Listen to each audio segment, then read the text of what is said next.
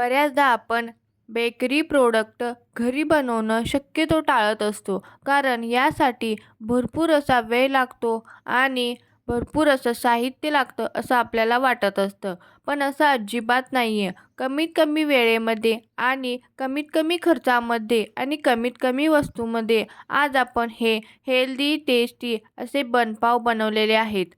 आणि ह्या बनपावची खासियत म्हणजे हे आपण बिना ओव्हन अगदी इडली पात्रामध्ये सुपर सॉफ्ट असे स्पॉन्जी बनपाव बनवलेले आहेत. तर नमस्कार, मी रुपालीज रेसिपीमध्ये तुम्हा सर्वांचे खूप खूप मनापासून स्वागत आहे. तर आज आपण सुपर सॉफ्ट आणि स्पॉन्जी बनपाव अगदी सहज आणि सोप्या पद्धतीने कसे बनवायचे ते पाहणार आहोत. चला तर मग रेसिपीला सुरुवात करूया.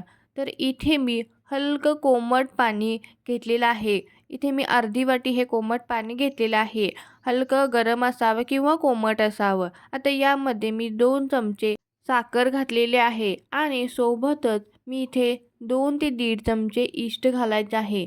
तुम्हाला हा इस्ट अगदी सहज मार्केटमध्ये मिळून जाईल किंवा ऑनलाईन देखील अगदी सहज उपलब्ध होऊ शकेल.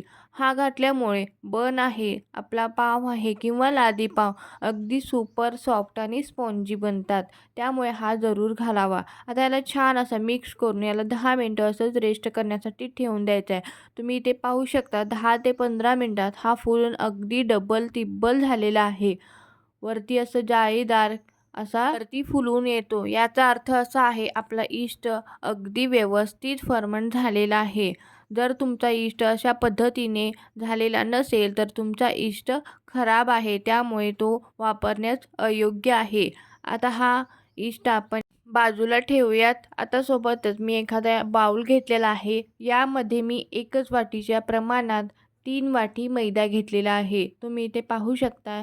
मी इथे 1 वाटी सेट केलेला आहे. त्याच वाटीच्या प्रमाणात 3 वाटी मी इथे मैदा घेतलेला आहे. तुम्ही कोणतीही घरातली वाटी घेऊ शकता. त्याच वाटीच्या प्रमाणात 3 वाटी मैदा घ्यायचा आहे. आणि इथे मी 2 चमचे पहिल्यांदा सुरुवातीला 2 चमचे तेल घातलेलं आहे. नॉर्मल आपलं खाण्याचं किंवा भाजीसाठी वापरण्याचं तेल घ्यायचं आहे. चवीपुरतं इथे मीठ देखील मी टाकलेलं आहे आणि आपण जे इस्टचं जे मिश्रण बनवलं होतं ते यामध्ये घालून घेणार आहोत. छान असं आपण इस्ट आणि पीठ आहे ते मिक्स करून घेणार आहोत पहिल्यांदा. त्यानंतरच अगदी पाण्याची गरज लागत असेल तरच यामध्ये पाणी घालायचं आहे आणि छान असा सुपर सॉफ्ट असा डो तयार करायचा आहे. अगदी कमीत कमी पाण्यामध्ये किंवा थोडं थोडं पाणी घालूनच हा डो आपण छान असा मळून घेणार आहोत. अगदी हलक्या हाताने आपण हा मळून घ्यायचा आहे आणि त्यानंतर स्ट्रेच आणि फोल्ड अशा पद्धतीने हा गोळा आपण छान असा एक 10 मिनिटं मळून घ्यायचा आहे. जितकं तुम्ही याला छान असा मळाल तितका हा सॉफ्ट बनतो. तुम्ही इथे पाहू शकता किती छान अशी सॉफ्ट आपला गोळा तयार झालेला आहे किंवा पीठ तयार झालेलं आहे. आणि व्हिडिओमध्ये दाखवल्याप्रमाणे खालच्या साईडला फोल्ड करायचा आहे आणि वरून प्लेन अशा पद्धतीचा हा गोळा बनवून सेट करण्यासाठी ठेवून द्यायचा आहे. तुम्ही पाहू शकता वरून छान असा मी प्लेन केलेला आहे आणि खालून टक केलेला आहे. आता त्याच कढईमध्ये मी थोडंसं इथे तेल लावलेलं आहे. त्यानंतर आपण हा गोळा एक 2 ते 3 तास छान असा रेस्ट करण्यासाठी ठेवून द्यायचा आहे. याची साईज जोपर्यंत डबल तिब्बल फुलून होत नाही तोपर्यंत आपण याला अजिबात हात लावायचा नाही आहे. आता याला वरून थोडंसं आपण तेल लावायचं आहे जेणेकरून ते ड्राय होणार नाही आणि वरून एखादं कापड किंवा झाकण लावलं तरी देखील चालेल. 2 ते 3 तासानंतर तुम्ही ते पाहू शकता आपलं पीठ आहे ते अगदी छान असं फुलून वरती आलेलं आहे. अगदी डब्बल तिब्बल झालेलं आहे. जितकी कणिक होती किंवा जितकं पीठ होतं त्याच्याही पेक्षा हे डब्बल किंवा तिब्बल झालेलं आहे. आता हाताला तेल लावायचं आहे आणि पुन्हा ही हलक्या हलक्या हाताने अगदी अलगद हाताने ही कणिक आहे ती पुन्हा आपण मळून घेणार आहोत. अगदी अलगदच मळायची आहे. पहिल्यांदा जसं आपण स्ट्रेच फोल्ड केलं अशा पद्धतीने दुसऱ्यांदा अजिबात करायची नाही आहे. हलकी हलकी आपण ही अलगद हाताने मळून घ्यायची आहे. जेणेकरून त्यातील जे एअर्स आहेत ते जाणार नाहीत. तरच आपला लादी पाव किंवा बनपाव छान असा फुलेल. आता याला मी छान असं हे हाताला थोडंसं तेल लावायचं जेणेकरून हे चिकटणार नाही. आणि इथे मी त्याचबरोबर थोडंसं मी इथे इडली पॅनला तेल देखील लावलेलं आहे आणि वरून थोडंसं ड्राय पीठ टाकायचं आहे. तुम्ही इथे मैदा वापरू शकता. मी इथे थोडंसं मैदा टाकलेला आहे.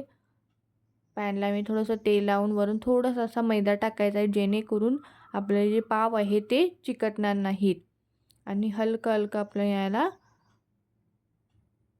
पुसून घेणार आहोत. आता जे आपला कणिक आहे किंवा पीठ आहे ते छान एक छोटं-छोटं आपण गोळे बनवणार आहोत. आता गोळे एकसारखे साठी एखाद्या ट्रे किंवा एखाद्या प्लेन भागावरती आपण हे ठेवून घेणार आहोत आणि खाली थोडंसं कोरडं पीठ लावून आपण छान असं हलकं सॉफ्ट डो तयार करायचा आहे. यातला निम्मा भाग आता मी घेते आहे कारण खूप जास्त एकदम इथे मावणार नाही. त्यामुळे निम्मा भाग मी इथे कट करून घेणार आहे आणि निम्मा भाग मी नंतर बनवणार आहे. आता ह्याला कट करून घेऊयात आणि अगदी छोट्या-छोट्या पीसेसमध्ये याला पुन्हा एकदा मी कट करून घेणार आहे. छान असा याचा रोल बनवते आहे आणि अगदी छोट्या तुम्हाला जितक्या साईजचा हा बनपाव बनवायचा आहे, त्याच साईजचा तुम्ही हा बनवू शकता. मी अगदी छोटे पीसेस केलेले आहेत, जेणेकरून आपला बनपाव आहे तो अगदी सुपर सॉफ्ट बनेल. आता याला एक-एक बन किंवा गोळा घेऊन आपण अशा पद्धतीने व्हिडिओमध्ये दाखवल्याप्रमाणे आपण करू शकता. वरून छान असा प्लेन करायचा आहे आणि खाली अलगद असा टक करायचा आहे. हाताला खूप जास्त चिकटत असेल तर थोडंसं आणखीन तेल लावलं तरी देखील चालेल. आता हे बनवलेले गोळे आहेत ते आपण या इडली पात्रामध्ये ठेवून देणार आहोत आणि पुन्हा याला फक्त 10 मिनटं रेस्ट करण्यासाठी वरती कापड लावून किंवा नॅपकिन लावून असंच ठेवून देणार आहोत. आणि 10 मिनटानंतर तुम्ही ते पाहू शकता आपले जे बन आहे ते आणखीन फुलून वरती आलेले आहेत. वरून थोडंसं तेल आणि मी इथे दूध लावलेलं आहे जेणेकरून याला कलर अगदी सुंदर येईल. इथे तुम्ही दुधाचा आणि तेलाचा वापर जरूर करावा. आता हे छान असं आपण कढईमध्ये बेक करणार आहोत. त्यासाठी मी इथे मीठ घातलेलं आहे. हे बेकिंगचंच मीठ आहे. मी याला भरपूर वेळा वापरलेला आहे त्यामुळे थोडासा याचा कलर ब्राऊन झालेला आहे. आता याच्यावरती एखादी छोटीशी प्लेट ठेवायची आणि आपण हे बनवलेले इडली पात्राचं स्टँड ठेवून देणार आहोत. आता वरती पुन्हा झाकण लावून याला 10 ते 15 किंवा अगदी 20 ते 25 मिनटं देखील लागू शकतात. तुम्ही इथे पाहू शकता किती छान असे आपले बन तयार झालेले आहेत. याला आपण छान असं वरून थोडंसं बटर लावू शकतो किंवा तूप लावू शकतो. खाण्यासाठी अगदी चहासोबत किंवा इव्हनिंग स्नॅकमध्ये देखील आपण अगदी सहजपणे खाऊ शकतो. आणि आपण हे घरच्या घरी बनवलेले असल्यामुळे अगदी खूप छान असे हायजेनिक देखील आहेत. मुलांना देखील खाण्यासाठी हे योग्य आहेत. जर तुम्हाला इथे मैद्याचा वापर करायचा नसेल तर तुम्ही हे गव्हाच्या पिठाचे देखील बनवू शकता. ते देखील आणखीन सुपर सॉफ्ट आणि स्पॉन्जी देखील बनतात. आता व्हिडिओ तुम्हाला कसा वाटला कमेंट करून नक्की सांगा.